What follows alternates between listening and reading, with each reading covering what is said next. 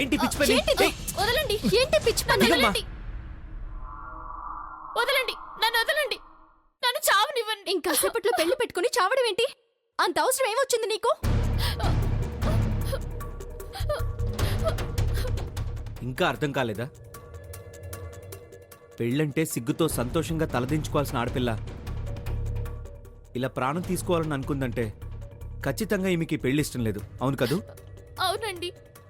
వీడిని చేసుకోవడం ఇష్టం లేదంటే ఇంకెవరినో ప్రేమించుంటావు. అవునా? అవునండి.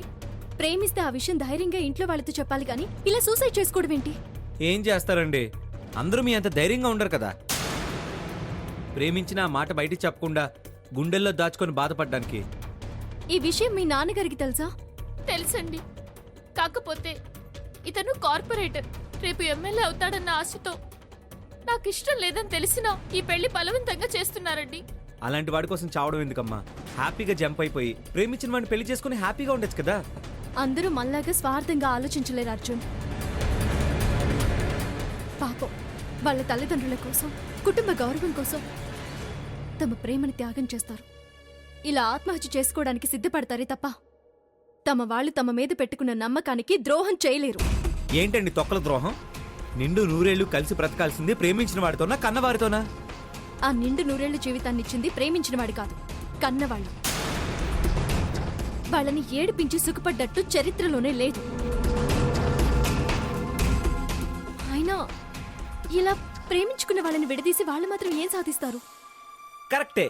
అందుకే పారిపోయి పెళ్లి చేసుకోవడమే కరెక్ట్. పదెళ్ళిపోదాం. ఏంటి?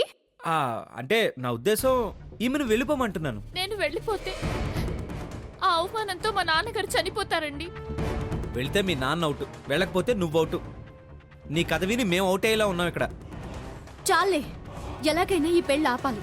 ఈమెను ప్రేమించిన వాడితోనే ఈ పెళ్లి జరగాలి. ఏంటి చేసేది?